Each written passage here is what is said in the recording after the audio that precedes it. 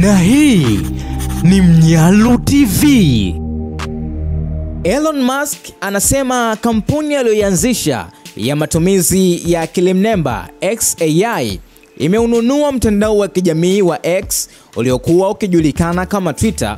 Musk alinunua mtandao wa Twitter mnamo 2022 kwa thamani ya dola bilioni 44.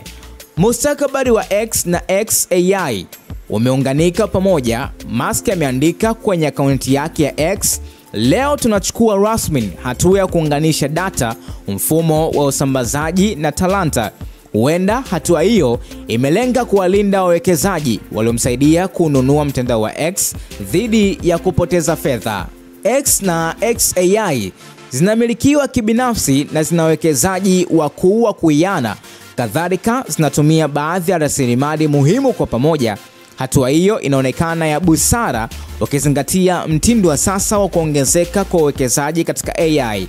Taasisi za data za ukokotoaji, anasema Paolo Pescatore, muasisi wa PPF Foresights.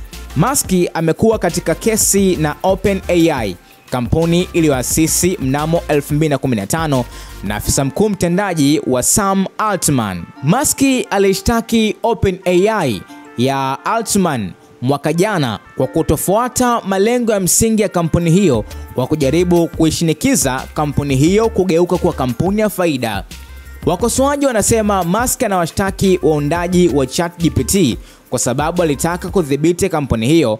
Mapema mwaka huu, mkusanyiko wa kampuni ukiongozwa na Musk uliwasilisha ombi la kuinunua kampuni ya OpenAI kwa takriban bilioni 97.4, pendekezo ambalo Altman alipinga akieleza kuwa kampuni hiyo haiuzwi.